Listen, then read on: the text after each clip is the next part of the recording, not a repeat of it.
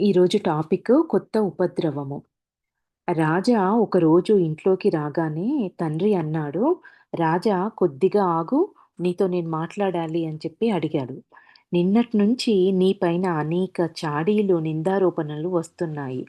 విని విని నాకు విసుగెత్తిపోయింది. నీవు ఇంకా ఈయన మీదొచ్చిన చాడీలేంటి అనేది అవన్నీ ఒక్కొక్కటిగా అడుగుతున్నారు. నీవు బోలాబాబా సైకిల్ నుండి గాలెందుకు తీశావు నువ్వు?"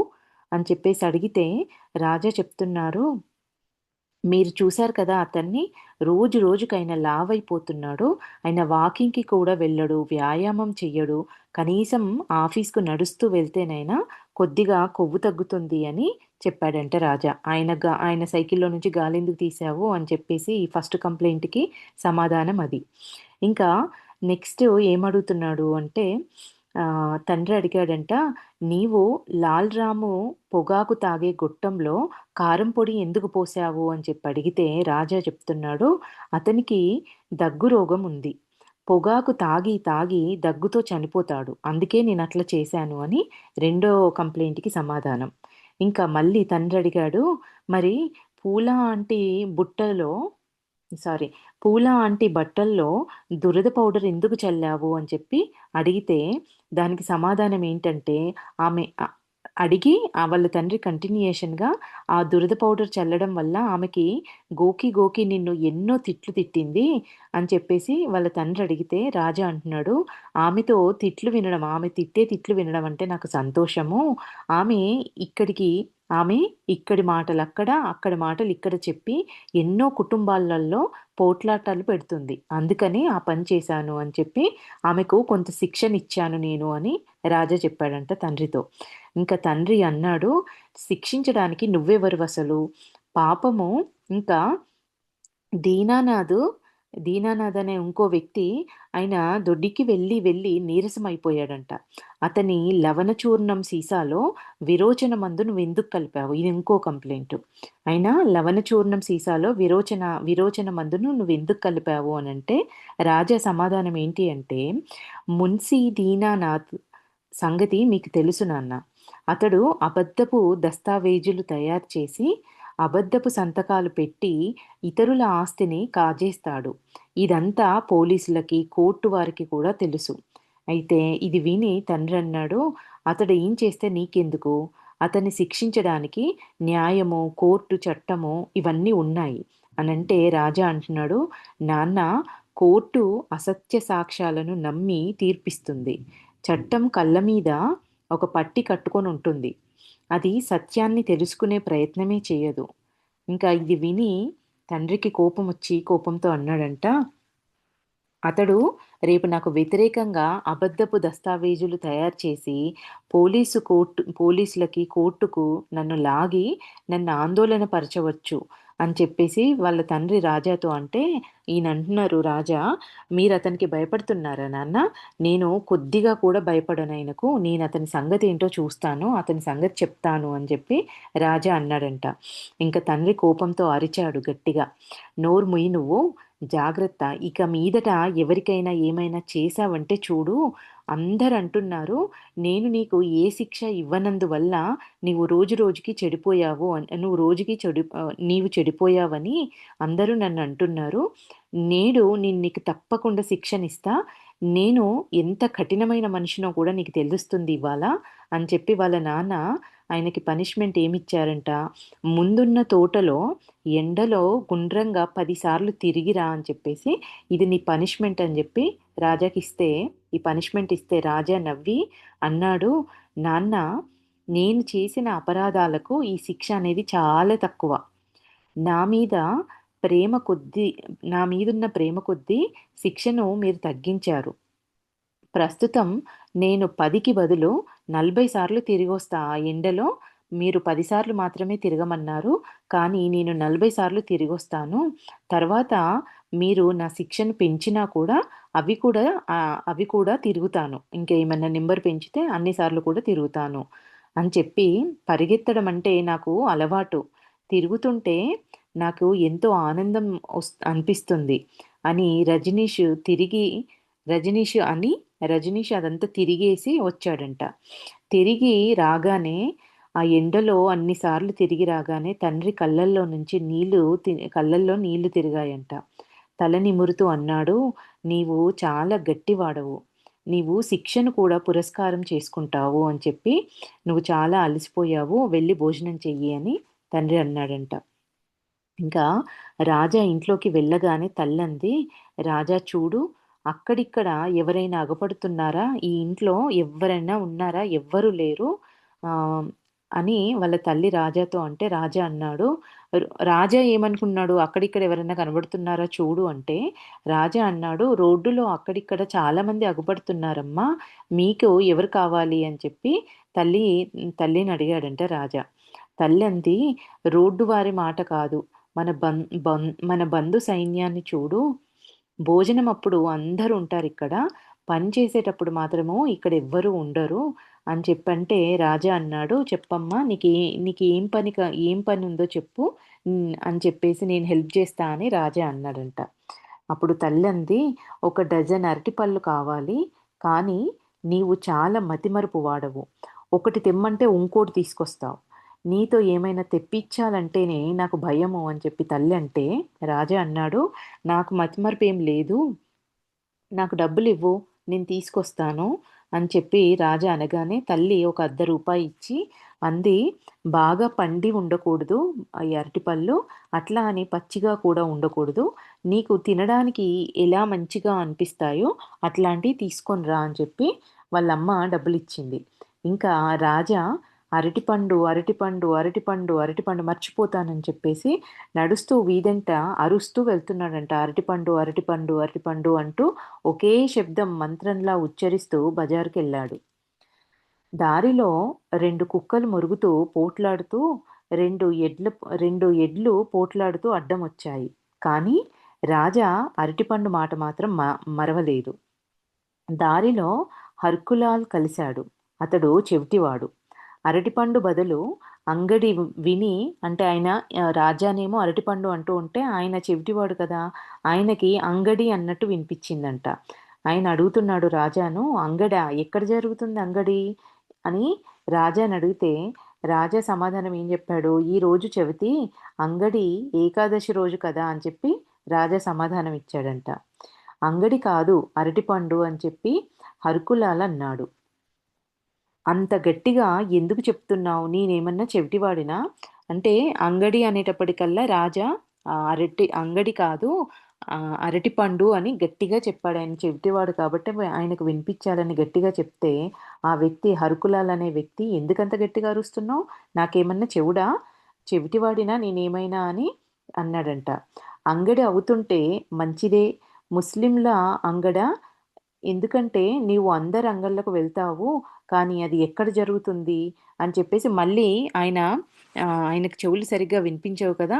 ఈయన మాట్లాడిన దానికి ఆయనకి ఇంకేదో అర్థమయ్యి, మళ్ళీ "అవునా! అంగడి జరుగుతుందా? అయితే మంచిదే. మరి ఏ అంగడి?" ముస్లింలంటే ఆ రోజులల్లో ఒక్కొక్కరి మతాలను బట్టి ఏమైనా అంగళ్ళు ఉండేవేమో. "ముస్లింల అంగడా? ఎక్కడ జరుగుతుంది అంగడి? నువ్వు అందరి అంగళ్ళకి పోతావు కదా!" అని చెప్పేసి అడిగేటప్పటికల్లా రాజాకి కోపంతో అన్నాడంట, "నా అంగడెక్కడ జరుగుతుంది? నా తలలో జరుగుతుంది" అని చెప్పేసి కోపంగా రాజా అనేటప్పటికల్లా ఆయన హర్కులాల్ అనే వ్యక్తి ఆశ్చర్యంతో అన్నాడు, "నీ తల బాగానే ఉంది కదా! మరి ఎవరి తల పగిలింది?" అని చెప్పేసి మళ్ళీ ఇంకొకడు ఏదో టాపిక్ తీసుకొచ్చేటప్పటికల్లా రాజా గట్టిగా అరిచాడంట. "అర్థం పర్థం లేకుండా వాగి నన్ను మరిపించావు. నేను ఇంటి నుండి ఏం తీసుకురావడానికి వచ్చాను" అని చెప్పేసి మర్చిపోయాడు. వాళ్ళమ్మ చెప్పిందేంటో మర్చిపోయాడు. రాజా ఎంత ప్రయత్నించినా కూడా అసలు ఏం కొనడానికొచ్చాను అనే విషయం గుర్తుకు రాలేదంట. ఇంకా ఆయన ముందే అమ్ముతున్న ఎర్రని టమాటాలు కొని తీసుకొచ్చి వాళ్ళ తల్లికిచ్చాడంట. తల్లి వాటిని పడవేసి అంది, "హరే రామ! నా కర్మ" అని చేతులు తలకు కొట్టుకొనంది. "ఇవి అరటిపళ్ళా? ఇలా ఉంటాయా అరటిపళ్ళంటే? దారంతా అరటిపండు, అరటిపండు అంటూ అరుచుకుంటూ వెళ్ళితివి. మరి నీకేమయ్యింది?" రాజా అన్నాడు, "దారిలో చెవిటి హర్కులాల్ కలిసి నా తల తిన్నాడు. నేను మర్చిపోయాను. నువ్వేం చెప్పావో నేనది మర్చిపోయాను. ఈవిడనేమో నువ్వు ఇంత దూరం అరుచుకుంటూ వెళ్ళి నువ్వేం తీసుకొచ్చావని అడిగిన దానికి, ఆ వ్యక్తి కలిసి నన్ను డిస్టర్బ్ చేశాడు. నేను మర్చిపోయాను అని చెప్పి రాజా చెప్పాడంట. తల్లి బదులుగా ఆమె అరిచింది. రాజా, నీకు నీ మతి పోయిందా? మనం జైనులం. జైనుల ఇంట్లో పుట్టానని నువ్వు మర్చిపోయావా? జైనులు ఇంట్లోకి ఎర్రని వస్తువులు తీసుకురారు. రాజాకి తెలుసు అతని తల్లి టమాటాల పేరు అనటం కూడా పాపం అనుకుంటుందని. ఎందుకంటే జైనులు అహింసకులు కావున టమాటా, ఎర్రని పుచ్చకాయ రక్తం రంగులో ఉంటాయి కాబట్టి వాళ్ళు వాటిని తినరు. రాజా తల్లిని వెక్కిరించడానికి అన్నాడు, అమ్మా, ఎర్రని సీమరేగి, ఎర్రని దానిమ్మ పళ్ళు తినవచ్చు కానీ ఈ టమాటాలు ఏం పాపం చేశాయి? వాళ్ళు టమాటాలు, ఈ ఈ వాటర్ మెలన్ ఇవి తినరంట, ఎర్ర కలర్లో ఉంటాయని. కానీ ఈ ఎర్రని సీమరేగి పండు అట్లానే దానిమ్మ పళ్ళు మాత్రం తింటారు కదా, మరి అవి ఎర్రగానే ఉంటాయి కదా. ఈ టమాటా ఎర్రగా ఉండడం వల్ల ఇది చేసిన పాపం ఏంటి అనేది రాజా అడిగిన ప్రశ్న. ఇంకా ఏమంటున్నాడు ఆయనే రాజా, అవి బౌద్ధ భిక్షులు, ఈ టమాటా పళ్ళు ఏం పాపం చేశాయి? అవి ఇంకా బౌద్ధ భిక్షుల బోడి తలల్లాగా మెరుస్తున్నట్లున్నాయి. అప్పుడు తల్లందంట, నీ మాటలు నీ వద్దనే పెట్టుకో. ఇందుకే నీతో ఏ వస్తువు తెప్పించినా, అది ఏ వస్తువును కూడా నేను తెప్పించను. ఇతరులను వెతుకుతుంటే, నేను ఎవరినైనా తీసుకొచ్చే వాళ్ళ కోసం వెతుకుతూ ఉంటే నువ్వే నేను తీసుకొస్తా అని చెప్పి ముందుకొచ్చావు. వీటిని అని వాళ్ళమ్మని, వీటిని తీసుకెళ్ళి నీ మిత్రులకు పంచిపెట్టు అని చెప్పి వాళ్ళు నీ కోసం ఎదురు చూస్తూ ఉంటారు అని వాళ్ళమ్మ అందంట. మిత్రులంటే ఎవరిక్కడ? మిత్రులంటే భిక్షగాళ్ళు అని చెప్తున్నారు. ఇంకా రాజా అభిలాషలు తన తన కొరకు గాని, పరివారం మీద కానీ, అతనికి గాని లేవు. ఆయనకి ఆయన ఇష్టాలు ఆయన గురించి గాని, వాళ్ళ కుటుంబ సభ్యులకు గాని ఇట్లా వీటికి సంబంధించినవేవి లేవు రాజాకి అంటున్నారు. తాత మరణం తర్వాత తప్పనిసరి అయ్యి తండ్రి వద్ద ఉండవలసి వచ్చింది. తాత ఇల్లు, దుకాణము, తాను ఉండే చోటనే అన్ని వస్తువులు లభించాయి అక్కడ. మరియు బూరా కూడా ఉండేవాడు ఏది కావాలన్నా తీసుకురావడానికి.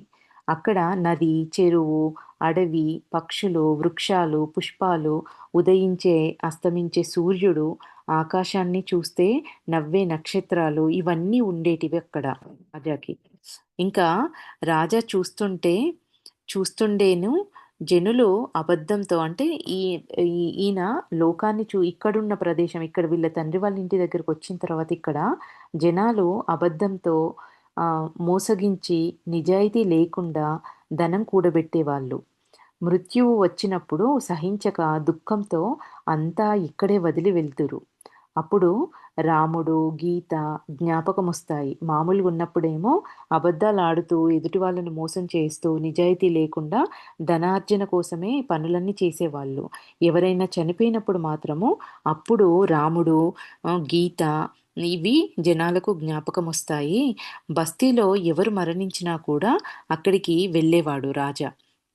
మనిషి మరణించగానే ఎంత తొందరైతే అంత తొందరగా శవాన్ని శ్మశానానికి తీసుకెళ్ళి చితిలో పెట్టి గంభీరులై ఆత్మ మరణించదని మాట్లాడతారు ఈ జనాలందరూ. ఆ, ఎవరైనా చనిపోతే రాజా కాదండి, జనాలందరూ కూడా ఎవరైనా చనిపోయిందంటే అక్కడికి వెళ్ళి ఆ, ఈ ఈ శరీరాన్ని ఎంత వీలైతే అంత తొందరగా చితిలో పెట్టి అప్పుడు గంభీరంగా ఆ ఆత్మ అనేది మరణించదు అని చెప్పేసి, అప్పుడు ఈ ఆత్మకు సంబంధించిన, దేవుడికి సంబంధించిన టాపిక్స్ మాత్రము అప్పుడు ఆ సమయంలో మాట్లాడతారు. అసలు ఆత్మ ఏమిటో కూడా తెలియదు కానీ వారు మరణించి కూడా జీవించి ఉంటారని వీళ్ళు అక్కడ మాట్లాడుకుంటూ సంతోషపడతారు అంటున్నారు. ఇలాంటి సమయాలలో చెందామిలాల్ వెండి బంగారు వ్యాపారి, పొంకాల పోసెట్టి అని, అంటే ఈ వ్యక్తి వెండి బంగారం వ్యాపారి అంట. ఈయన కల్తీ చేయడంలో, దొంగల వద్ద నగలు కొనడంలో ఎంతో ఖ్యాతి కలవాడంట. అతడు అనేవాడు, ఈ ప్రపంచం ఒక ధర్మశాల. పక్షి కొన్ని రోజులు ఉండి ఎగిరిపోతుంది. కూడబెట్టిందంతా ఇక్కడే ఉండిపోవును. అంటే వీళ్ళు చేసే పనులన్నీ, ఇవన్నీ రాజా చిన్నతనం నుంచే మనుషులను గమనించేవాళ్ళంట. ఈ విషయాలన్నీ చెప్తున్నారు. వీళ్ళేమో ఇట్లాంటి పనులు చేస్తారు. మాట్లాడే మాటలు మాత్రము ఇట్లాంటి మాటలు మాట్లాడతారు అనేది చెప్తున్నారు. ఆయన దొంగల దగ్గర ఈ నగలను కొనడము, ఇట్లాంటి పనులు చేయడం అనేది ఎంతో పేరు పొందిన వ్యక్తి. ఆయనేమంటాడంట, "ఈ ప్రపంచం ఒక ధర్మశాల. పక్షి కొన్ని రోజులుండి ఎగిరిపోతుంది. కూడబెట్టిందంతా ఇక్కడే ఉండిపోతుంది. వెంబటి ఏమీ రాదు" అని చెప్పి ఆయన అనేవారట. అయినా లోకులు మాయామోహంలో పడి ఉంటారు. నాకైతే సాధువు అవ్వాలని ఉంది అని ఆయన అనేవాడంట. రాజా నవ్వి అన్నాడు ఒకరోజు, "కాకా, నీవు ఈ మాట ప్రతి ఒక్కరు మరణించినప్పుడు అంటావు. కానీ నువ్వు ఇంతవరకు సాధువు కాలేదు" అని చెప్పేసి ఆయన ఈ మాటలన్నప్పుడు అందరి ముందంటే అక్కడున్న జనాలందరూ కిలకిల నవ్వారు అని చెప్తున్నారు. ఇంకా గబుడు వస్తాదు మరణించినప్పుడు 8 మంది మోసుకెళ్లారు. రాజా కంటిన్యూయేషన్‌గా మాట్లాడుతున్నారు. గబుడు అనే వస్తాదు మరణించినప్పుడు 8 మంది మోసుకెళ్లారు. అతని భుజాలు బరువుతో అందరి భుజాలు బరువుతో నొప్పి పెట్టాయి. 400 కిలోలకు తక్కువ లేకుండా తక్కువ లేకుండే ఆయన బ్రతికున్నప్పుడు రౌడీతనం చేసి అందరిని బాధపెట్టాడు. చచ్చి కూడా అందరి భుజాలు తిమ్మిరి తీశాయి ఆయనను మోయడానికి అని రాజా ఇట్లా మాట్లాడేటప్పటికల్లా అందరూ నవ్వారంట. రాజాకు తోచింది అందరూ మూర్ఛలోనే జీవిస్తారు. అంటే ఆయన ఇవి బయటికి మాట్లాడి అప్పుడు ఆయన అనుకున్నారంట, అందరూ ఒక మూర్ఛలో జీవిస్తారు. మూర్ఛలోనే జీవిస్తూ మరణిస్తారు. మూర్ఛలోనే నడుస్తారు. గమ్మత్తేంటంటే వారు వారి మూర్ఛను మాత్రం వదిలిపెట్టరు. జన్మ తీసుకున్న తర్వాత ఒక మూర్ఛలో జీవిస్తూ అందులోనే నడుస్తూ అందులోనే మరణిస్తారు తప్ప వారు మూర్ఛలో ఉన్నాము అని చెప్పి దాన్ని వదులుకోవాలని మాత్రం అనుకోరు అని ఆయనకనిపించిందంట.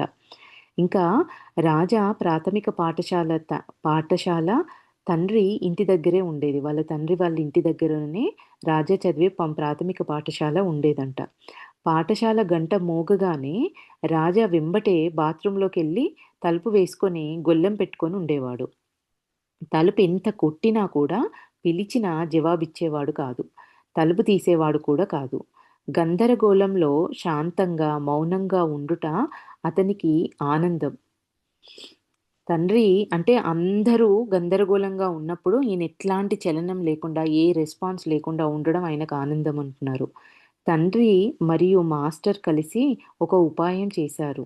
గంట మోగగానే రాజా బాత్రూంలోకెళ్ళి తలుపు మూసుకున్నాడు. మాస్టరు తలుపు దగ్గరకొచ్చి అన్నాడు, "రాజా, నీకు బడికి వచ్చే ఇష్టం లేనిచో రాకు, కానీ తలుపైతే తియ్యి. నేను నీకు ఈరోజు సెలవిస్తాను. నువ్వు డోర్ తీసి బయటికొచ్చేసేయి. నేను ఈరోజు నీకు సెలవిచ్చేస్తాను" అని చెప్తే ఈ విధంగా బాత్రూంలోకెళ్ళి ఇంకా కంటిన్యూయేషన్‌గా వాళ్ళ మాస్టర్ ఏమంటున్నారు, "ఈ విధంగా నువ్వు బాత్రూంలోకెళ్ళి తలుపు పెట్టుకోవడంలో గొప్పతనం ఏముంది? అందరూ ఎంత తల కొట్టుకున్నా కూడా, ఇట్లా ఎన్ని చెప్పినా, ఎన్ని మాట్లాడినా కూడా ఆయన తలుపు తీయలేదంట. ఇంకా మాస్టర్ గారు, వాళ్ళ తండ్రి ఇద్దరు కలిసి డిసైడ్ అయ్యారు. వాళ్ళ మాస్టర్ వాళ్ళ తండ్రిని దూరంగా పిలిచి అన్నాడంట, "మీరు చింతించకండి. నేను రేపటి నుంచి రాజాను బడికి తప్పక తీసుకెళ్తా." ఇంకా ఏం చేస్తాడంట ఆయన, రాజాను బడికి తీసుకెళ్ళిన తర్వాతనే అప్పుడు గంట మోగుద్ది. గంట మోగిన తర్వాత రాజా వెళ్ళి బాత్రూంలో డోరేసుకొని అందులోనే ఉంటున్నాడు. కాబట్టి ఆయన స్కూల్లోకొచ్చిన తర్వాతనే నేను గంట మోగిస్తా. ఈ కొత్త ఉపాయము వల్ల ఏం జరిగిందంట, రాజా కొన్ని రోజులు బడికి వెళ్ళాల్సొచ్చింది ఇంక తప్పక. రాజాకు ఈ ఉపాయం తెలియగానే మాస్టర్ రాకముందే ఇంటి నుండి మాయమయ్యేవాడు. అంటే వీళ్ళ ఇంటి దగ్గరనే స్కూల్ ఉండేది కాబట్టి మాస్టరు ఈయనని తీసుకొని స్కూల్‌కి తీసుకెళ్ళి అప్పుడు గంట మోగిచ్చేవాడు. ఈ విషయం వీళ్ళిద్దరు ఇట్లా డిసైడ్ అయ్యారన్న విషయము రాజాకి తెలియగానే ఆయన మాస్టర్ వాళ్ళ ఇంటికి రాకముందే ఇంట్లో నుంచి వెళ్ళిపోయేవారంట రాజా. ఇది నెక్స్ట్ టాపిక్ అండి. ఇది ఇది 49వ టాపిక్. నాకు ఆటలు నచ్చవు. రాజా ఎప్పుడూ పుస్తకాలు చదువుతూ, ఆలోచిస్తూ ఉండడం చూసి తండ్రి అనేవాడు, "ఎల్లప్పుడూ ఏదో ఆలోచిస్తూ ఉంటావు. బయటికి వెళ్ళి ఫుట్‌బాలో, వాలీబాల్, హాకీ ఆడిరా.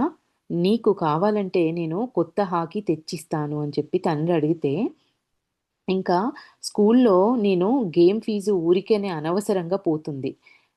ఇవి నీవు ఆడి పాడే రోజులు. ఇప్పుడున్న ఇవి నువ్వు ఆడి పాడే రోజులలో ఉన్న అబ్బాయివి.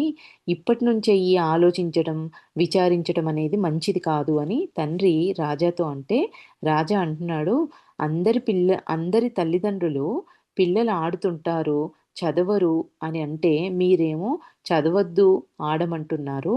ఒక అమాయక బంతిని ఈయన రాజా ఒపీనియన్ చెప్తున్నారు ఈ ఆడడం గురించి.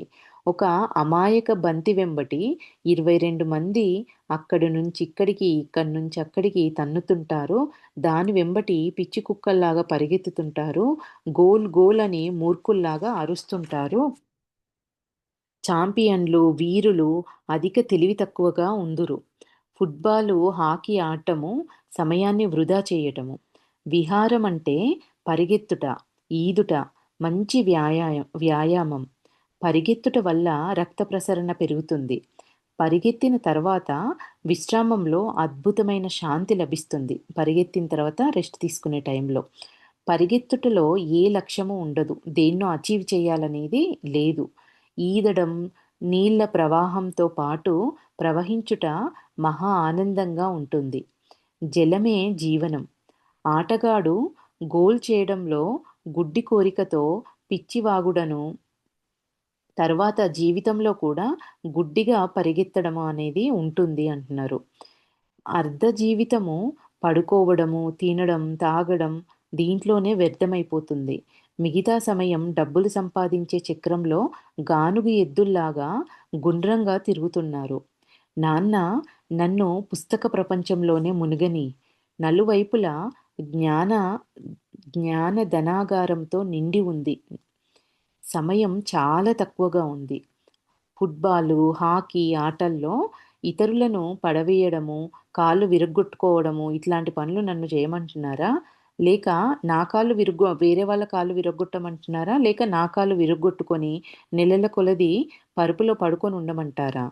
నేను గాలిపటాలు ఎగరవేశాను. గిల్లీదండ ఆడాను. వీటితో నా మనసు నిండిపోయింది. ఇక నాకు ఆడాలని లేదు. అని ఈ మాటలన్నీ రాజా తండ్రి అడిగిన దానికి సమాధానంగా చెప్పారండి. ఇంక తండ్రి ఓడి అన్నాడు, మంచిది నాన్న, నీకు ఏది ఇష్టమైతే అది చెయ్యి. నిన్ను ఫుట్బాలు, హాకీ ఆడమన్నది తప్పైంది నేను అని వాళ్ళ నాన్న సమాధానంగా చెప్పారంట. ఇంకా నెక్స్ట్ టాపిక్ అండి, గాడిద సవారి. రాజా గంటల కొలది కుమ్మరివాడు కుండలు చేసే విధానాన్ని చూస్తూ ఉండేవాడంట. వారు కుండను చేసే సమయాన మట్టిని పైనుండి ఒక చేతితో ఒత్తిడి చేసేవాళ్ళంట. మరో చేయితో లోపలి నుండి ఆశ్రయంను చేసెదరు. వారు గాడిదల మీద నుండి గాడిదల మీద నది నుండి మట్టిని తీసుకొచ్చేవారు. వాటి మీదే కుండలు తయారు చేసి అమ్మడానికి అంగడికి తీసుకెళ్ళేవాళ్ళు. వారి వారి పిల్లలు గాడిద మీద ఎక్కడం చూసి రాజా కూడా ఎక్కేవాడు.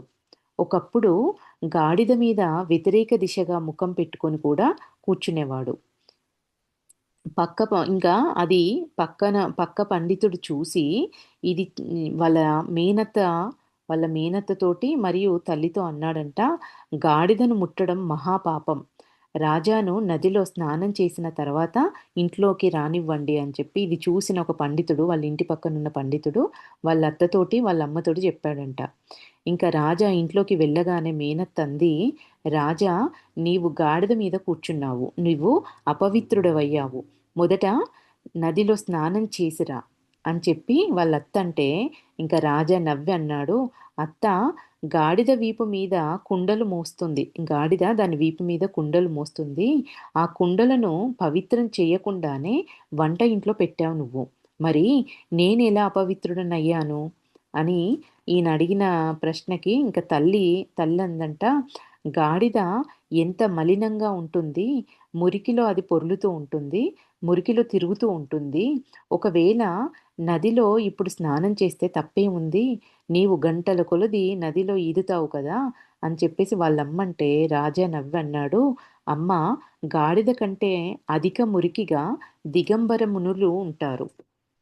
వారి వద్ద నుండి దుర్గం దుర్గంధం వస్తుంది. వారు ఎప్పుడు దంతాలు తోమరు కూడా, స్నానం కూడా చెయ్యరు. మీరేమో వారి పాదాలు స్పర్శించి పవిత్రులమవుతాము అంటారు. నేను గాడిద మీద కూర్చున్నాను. దాని వద్ద కాలిన కుండల సువాసన వస్తుంది. మరి నేనెలా అపవిత్రుడనయ్యాను? నేను నేడే కాదు, 2, 3 నెలల నుండి గాడిద మీదెక్కుతున్నాను. నేను అపవిత్రుడనయ్యి మీ అందరినీ, మీ పాత్రలను, మీ బట్టలను తాకాను. మిమ్మల్ని, మీ పాత్రలను, బట్టలను నదికి తీసుకెళ్ళి పవిత్రం చెయ్యాలి మరి. నేను 2, 3 నెలల నుంచి మీ అన్నిటిని తాకుతున్నాను కాబట్టి. ఇంకా ఈ మాటలన్నీ విని తల్లందంట, "నీతో తర్కంలో ఎవ్వరు గెలుస్తారసలు? నీ నోటికి తగలడమే తప్పు మాది. నీవు ఏం చేస్తావో అది చేసుకో" అని మేనత్తందంట. వాళ్ళమ్మనేమో "నీతో తర్కంలో ఎవరు గెలుస్తారు" అంటే, మేనత్తనేమో "నీ నోటికి తగలడమే తప్పు. నువ్వేం చేస్తావో అది చేసుకో" అని చెప్పి మేనత్తంది. రాజా నీవు నీటి నుండి మేనత్త ఏమంటుందింకా, "రాజా నీవు నీటి నుండి వంట ఇంట్లోకి రాకూడదు. చెవులు చెవులు విప్పి విను. ఒకవేళ నీవు వచ్చావో నేను అన్నం మానేస్తా తినడం." రాజా అన్నాడు, "నాకు నీ వంటింట్లోకి వచ్చే అవసరమేముంది? నీ వంటింట్లో పొగ, మురికి ఉంటుంది" అని రాజా సమాధానం చెప్పాడంట. "నువ్వు వంటింట్లోకొస్తే మాత్రం నేను భోజనం చెయ్యను ఆ రోజు" అని వాళ్ళ అత్తయ్య అంటే, రాజా అన్నాడు, "నీ వంటింట్లో నాకేం పని? అదంతా మురికిగా పొగబట్టున్న ప్లేస్‌లోకి నేనెందుకొస్తా" అని చెప్పేసి రాజా అన్నాడు. ఇంకా వీళ్ళ మధ్యల ఈ ఆర్గ్యుమెంట్ నడుస్తూ ఉండంగానే తండ్రి శాంత స్వరంతో అన్నాడు, "రాజా నాకు తెలుసు, నీవు కుచివాడాలో గుర్రం మీద కూర్చునేవాడివి. వాళ్ళ అమ్మమ్మ వాళ్ళ ఇంట్లో వాళ్ళకి గుర్రం ఉండేది కదా! గుర్రం మీద కూర్చునేవాడివి. నీకు కావాలంటే గుర్రం తెప్పిస్తాను. గాడిదకు బదులు గుర్రం మీద కూర్చోవడం మంచిది." అప్పుడు రాజా నవ్వుతూ అన్నాడు, "కానీ నాన్న, నాకు గాడిద మీద కూర్చోవడమే చాలా సంతోషంగా ఉంది. ఎందుకంటే గుర్రం కంటే గాడిద సరళ, సహజ సహజ తత్వవేత్త లాంటి జంతువది. అది గంభీరంగా ఆలోచించినప్పుడు అక్కడే ఆగిపోతుంది. అది ముందుకెళ్ళకుండా అక్కడే ఆగిపోతుంది. ఎంత ప్రయత్నించినా కూడా అది ముందుకు జరగదు. దాని ఆ అలవాటు నాకు చాలా బాగా నచ్చింది." అప్పుడు తండ్రన్నాడంట, "రాజా మమ్మల్ని ఆందోళన పరచకు. ని మమ్మల్ని ఇట్లా ఆందోళన పరచడం అంటే నీకీ సంతోషమా? అందరంటున్నారు అతని కొడుకు గాడిద మీద కూర్చుంటాడు" అని చెప్పేసి అందరంటున్నారు. రాజా అన్నాడంట వాళ్ళ నాన్నన్న దానికి, "ఎందుకు అబద్ధమాడతావు? ఊరివారు ఎవరు చెప్పలేదు.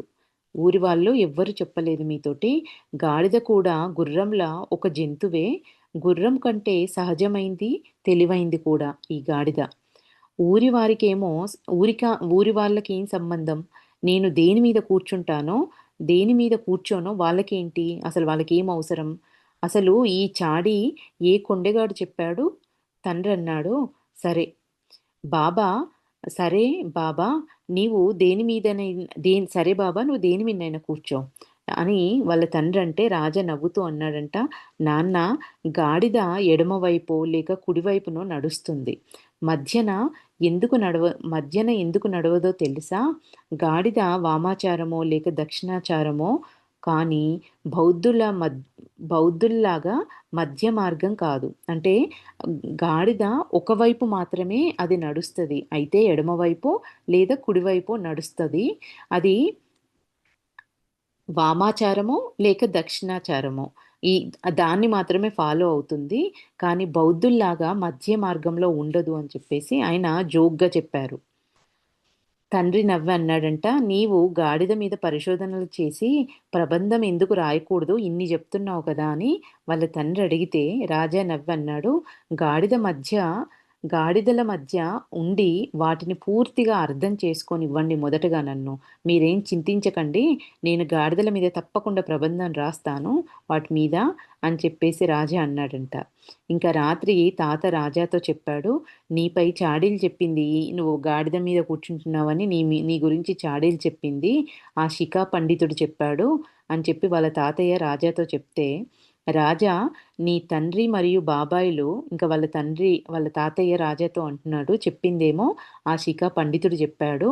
ఇంకా రాజా నీ తండ్రి మరియు బాబాయిలు ప్రథమ శ్రేణి మూర్ఖులు అని వాళ్ళ తాతయ్య అంటే రాజా అన్నాడట. మరి వాళ్ళు ఎవరి కొడుకులు అని చెప్పేసి అడిగితే తాత కిలకిల నవ్వి అన్నాడంట, "నా మాటల్నే నన్నే నా మాటలతో నన్నే బంధించావా?" అనంటే రాజా అన్నాడు, "మరి ఎవరి మనవణ్ణి నేను" అని మళ్ళీ సమాధానం చెప్తే తాత గర్వంతో అన్నాడంట, "నా ముందు ఎవరైనా తెలివి చూపితే ఎత్తుకు పై ఎత్తు వేసి నేను ఓడిస్తాను." రాజా అప్పుడు నవ్వి అన్నాడు వాళ్ళ తాతయ్య అన్నాడంట ఇది. రాజా అప్పుడు నవ్వి, "తాతా ఇది మోసం కాదా?" అనంటే, అంటే నా ముందు ఎవరైనా తెలివితేటలు ప్రదర్శిస్తే నేను ఎత్తుకు పై ఎత్తు వేస్తాను అని వాళ్ళ తాతయ్య అంటే, రాజా అంటున్నాడు, దీన్ని మోసం చేయడం అనరా? అంటే తాత అన్నాడు, "మోసగానికి మోసం చేయుట నిజమైన పుణ్యము. వాడు ఒకవేళ మోసగాడైతే వాడిని మోసం చేయడమే నిజమైన పుణ్యము. కానీ తాత మీరు బీద వ్యవసాయదారులను కూడా ఇదే విధంగా మోసగిస్తారు కదా!" అని రాజా అడిగితే తాత వేదాంతం పలికాడు. రాజా బిడ్డ కబీర్ దాస్ చెప్పాడు, మాయా మో మాయ మహా మోసకత్త. మాయ అనేది మహా మోసకత్తే. ఇది మనందరిని మోసగిస్తుంది. నేను మాయ యొక్క మాయకే వశమయ్యి వారిని మోసగిస్తాను. మాయ వశలోనే వారు కూడా మోసపోతారు. ప్రతి పెద్ద చేప చిన్న చేపని తింటుంది. నేను మోసగించకపోతే ఇతరులెవరి చేతిలోనైనా వాళ్ళు మోసగింపబడతారు. ప్రపంచము ఇంతవరకు ఇలానే నడుస్తుంది అని వాళ్ళ తాతయ్య ఇవన్నీ చెప్పాడంట రాజాతో. ఇక ముందు కూడా ఇట్లానే నడుస్తుంది. ఇప్పటివరకు ఇట్లానే నడిచింది. ఇక ముందు కూడా అట్లానే నడుస్తుంది అని వాళ్ళ తాతయ్య అన్నారంట. ఇంకా రెండో రోజు ఏం జరిగింది? శిఖా పండితుడు ఇలా ప్రవచనం చెప్తున్నాడు. ఏమని? కర్మల బంధం జన్మజన్మల బంధం. కర్మల వరుస కర్మల వలస నడుస్తూ ఉంటుంది. ఈ జన్మలో మనం ఎవరినైతే చేస్తే అతడు వచ్చే జన్మలో ప్రతి కర్మ రూపంలో మనలను హత్య చేస్తాడు. మనం ఎవరికైనా చెడు చేసినా అతడు మరలా మనకు చెడు చేస్తాడు. ఇందుకే అందరూ మంచి కర్మ చేయాలి. అప్పుడు రాజా అక్కడ నిలబడి అడిగాడంట, "పండితుడు గారు, మనము మంచి కర్మ చెయ్యాలన్నా మనం చెయ్యలేము. ఎందుకంటే మనం పూర్వజన్మలో ఏది చేశామో ఆ కర్మ యొక్క ప్రతికర్మనే జరుగుతుంది కదా! గత జన్మలో నేనేదన్నా చెడు కర్మ చేసుంటే నేనిప్పుడు కూడా మంచి చెయ్యాలన్నా చెయ్యలేను. ఎందుకంటే దానికి ప్రతిఫలమే మనం పొందుతాం కాబట్టి, ఇంకా నేను చెయ్యాలన్నా చెయ్యలేను అనేది ఈయన రాజా అడిగారంట. పూర్వజన్మలో ఏది చేశామో ఆ కర్మ యొక్క ప్రతికర్మనే జరుగుతుంది కదా! మనకు కర్మ చేసే స్వతంత్రం ఎక్కడుంది? అని ఇలాంటి ప్రశ్న ఇప్పటివరకు ఈ ప్రశ్న అడిగినప్పుడు ఇలాంటి ప్రశ్న ఇప్పటివరకు ఎవ్వరూ అడగలేదు. పండితుడేమో అయిపోయి అన్నాడంట, "నీవింకా చిన్న పిల్లవాడివి. నీకు కర్మ, ప్రతికర్మ, వరుస సిద్ధాంతాలు నీకేం తెలియవు." అప్పుడు రాజా అన్నాడంట, "నేను చిన్నవాడిని నా ప్రశ్న నెట్టివేయకు. నేను చిన్నవాడినని నా ప్రశ్నను నెట్టివేయకు, పక్కన పడేయకు. నీకు తెలిసినచో చెప్పు.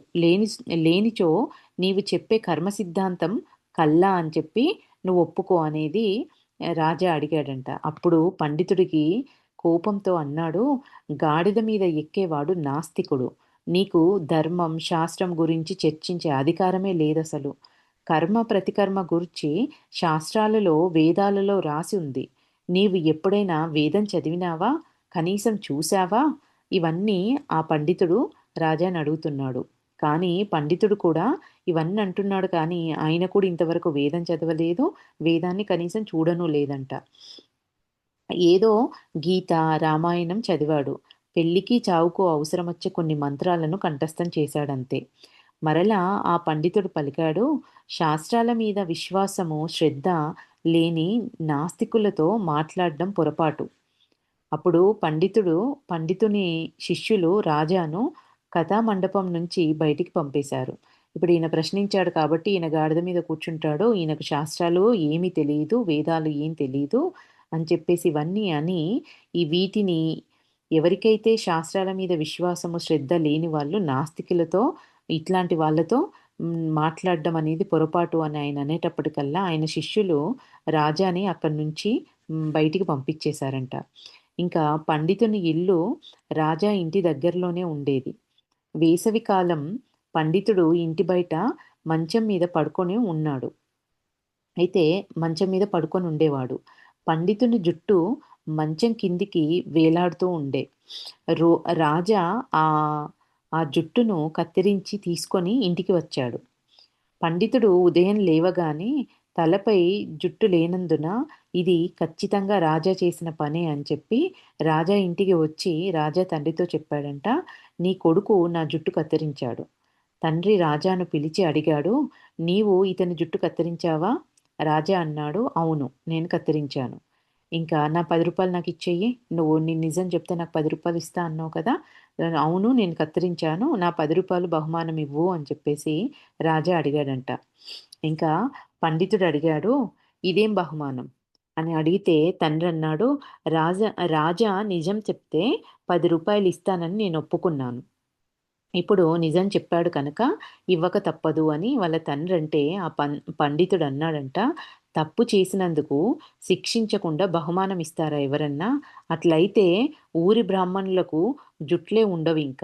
రాజా అప్పుడన్నాడు, "జుట్టు శరీర భాగం కాదు. ఎందుకంటే జుట్టుని కత్తిరిస్తే మీకు నొప్పి కలగలేదు కనుక, నిర్జీవమైన జుట్టుని కత్తిరిస్తే తప్పేముంది?" అని ప్రశ్నించాడు. అప్పుడు పండితుడన్నాడు, "చూసారా ఇతని వేదాంతం?" అప్పుడు తండ్రన్నాడంట, రాజాను ఇంకా ఈయన చేసిన పని అంతా విని వాళ్ళ తండ్రన్నాడు, "రాజాను మీరు కొట్టినా, తిట్టినా నేను మధ్యలోకి రాను. మీరు ఏదైనా శిక్ష ఇవ్వొచ్చు. మీకు నమస్కారం" అని చెప్పేసి వాళ్ళ తండ్రి ఈ విషయం చెప్పి పక్కకు జరిగారు. ఇంకా ఆ పండితుడు ఆలోచించాడంట. రాజాను శిక్షించడం అంటే తేనెతెట్టిలో చేయి పెట్టడమే అని చెప్పేసి పండితుడు ఇంటికి కోపంగా వెళ్ళిపోయి ఆ కోపాన్ని భార్యాపిల్లల మీద తీర్చుకున్నాడు. తొందరగా స్నానం చేసి భార్యతో ఏం చెప్పకుండానే బండిలో కూర్చొని స్టేషన్‌కి వెళ్ళాడంట. ఇ ఇందుకు వే ఆయన వేరే ఊరికి వెళ్ళే పని మీద ఆయన కోపంగా భార్య పిల్లల మీద కోపాన్ని చూపించేసి స్నానం చేసేసి ఏం చెప్పకుండా బండిలో ఊరికి వెళ్ళడానికి బయలుదేరాడు. రాజా ఇదంతా గమనించి అతడు వెళ్ళిన కొంత తడవు ఆగి అతని భార్యతో, "అమ్మా! ఇప్పుడిప్పుడే పండితుల గారు మా ఇంటికొచ్చి మా నాన్నతో అన్నాడు, నాకు ఈ సంసారంతో విసుగొచ్చింది. నేను ఈ ఊరు విడిచి వెళ్ళిపోతున్నాను. బహుశా సాధువు అవ్వడానికే వెళ్తున్నాడేమో" అని చెప్పి ఈయన మా నాన్నతో అన్నారు.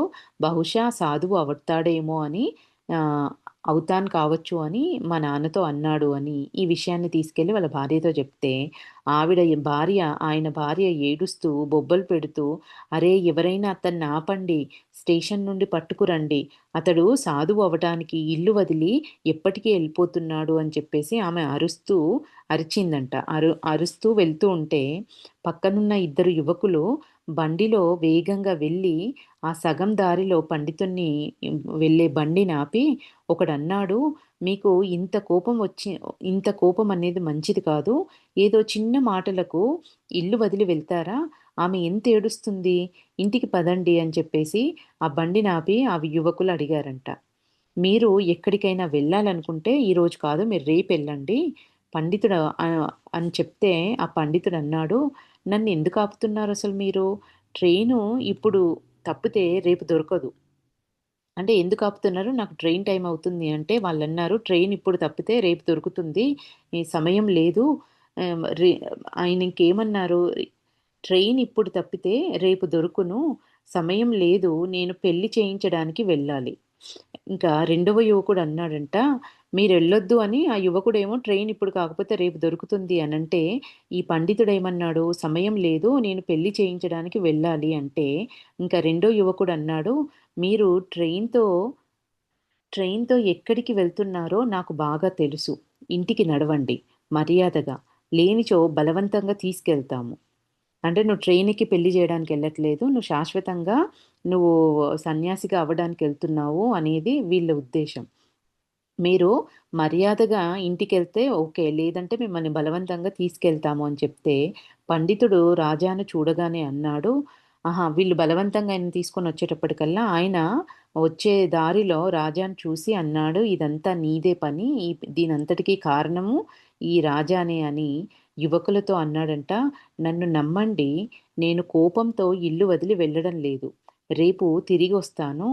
ఇదంతా రాజా నా భార్యతో అబద్ధం చెప్పి మోసగించాడు.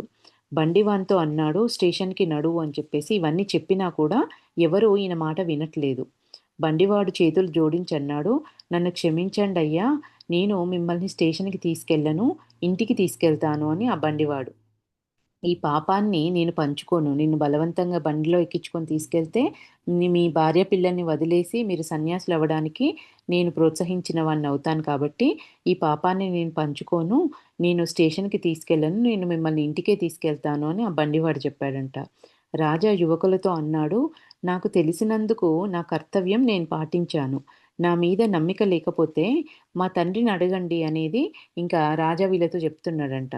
ఇతడు తిరిగి ఇతడు తిరిగి రానిచో భార్య పిల్లలు పిల్లల యొక్క ఆలనా పాలన బాధ్యత ఎవరిది? ఆ యువకులు ఈ రాజా మాటలన్నీ వినగానే పండితుని బండి ఎక్కి ఇంటికి ఆయన బండెక్కిచ్చి ఇంటికి తీసుకెళ్లారంట ఆ ఇద్దరు యువకులు. పండితుడు సంచిని భార్యపై విసిరి అన్నాడు, "నీ మతి పోయిందా? నేను వేరే ఊరికి వెళ్ళకుండా చేశావు నువ్వు. ఆ తుంటరి పిల్లవాడి మాటలు నమ్మావా?" అని ఆయన భార్య మీద అరిస్తే ఆవిడందంట, రాగానే కోపగించడం మొదలుపెట్టారు. "ఊరు వెళ్తున్నానని కూడా చెప్పలేదు మరి మీరు నాకు." పండితుడు అప్పుడు ఈ మాటలు భార్య అంటే ఆ పండితుడు చెమటలు తుడుచుకుంటూ అన్నాడు, "మంచిది రాజాబాబా! ఇప్పుడు నన్ను క్షమించు. ఇక ఎప్పుడూ కర్మ, ప్రతికర్మ సిద్ధాంతాన్ని నేను మాట్లాడను." వాళ్ళ భార్య పైన అరిచి, ఇంకా ఈ రాజాతో అంటున్నాడు, "రాజాబాబా! మంచిది. ఇంక నన్ను క్షమించు నాయనా! ఇంకెప్పుడు కూడా నేను కర్మ, ప్రతికర్మ సిద్ధాంతం గురించి మాట్లాడను. నీవు గాడిద మీదనే కూర్చో. మీ తండ్రితో చెప్తాను. నీవు ఎవ్వరి జుట్టైనా కత్తిరించినా నాకే సంబంధం లేదు." గుంపు నుండి ఇంక మిగిలిన వాళ్ళు గుంపు నుండి అడగసాగారు. "ఇదేం మాట్లాడుతున్నావు నువ్వు? ఇదేమి మాట పండితులు గారు? గాడిదంటున్నావు, గాడిదెక్కడమంటున్నావు, జుట్టు కత్తిరించడం అంటున్నావు. ఇదేం రహస్యము? నువ్వు దేని గురించి మాట్లాడుతున్నావు?" అని ఆ గుంపులో ఉన్న జనాలందరూ అడిగితే రాజా అన్నాడు, "పండితులు గారు ఇప్పుడు మీరే చూడండి. కర్మ యొక్క ప్రతికర్మ యొక్క వరస నిజంగానే ఆపినా కూడా ఆగట్లేదు. మీరు కర్మ దాని యొక్క ప్రతికర్మ గురించి మాట్లాడారు గదా! మీరు చేసిన కర్మకు ప్రతికర్మ వరస అనేది నిజంగానే జరుగుతుంది. దీన్ని ఆపుదామన్నా ఆగట్లేదు చూడండి. ఇప్పుడు ఇంతమంది అడుగుతున్నారు. ఎవరి జుట్టు ఎవరు ఎందుకు కత్తిరించారో వారు తెలుసుకునే వరకు ఇంకా వదిలిపెట్టరు. మీరేం మాట్లాడుతున్నారో వాళ్ళకర్థమయ్యేంత వరకు. అని చెప్పేసి రాజా అని మీ తలపాగ తీసి చూపించండి అని చెప్పి అంటే గుంపులో నుండి ఒక రౌడీ యువకుడు పండితుని తలపాగ తీయగానే కత్తిరించిన జుట్టు కింద పడగానే అందరూ కిలకిల నవ్వారు. అంటే ఆయన పండితుడు కాబట్టి ఆ కత్తిరించిన జుట్టును కూడా ఆయన కవర్ చేసుకొని ఉన్నట్టుగా పెట్టుకున్నట్టున్నారు. ఆ గుంపులో ఉన్న ఈ జుట్టు కత్తిరించడం ఏంటి? మీరు దేని గురించి మాట్లాడుతున్నారు అనేటప్పటికి ఆ గుంపులో ఉన్న ఒక రౌడీ యువకుడు ఆయన తలపాగా తీయగానే కత్తిరించిన జుట్టు కింద పడిందంట. ఇదండి. దీన్ని ఈ రోజుకి ఇక్కడికి ఆపుదాము.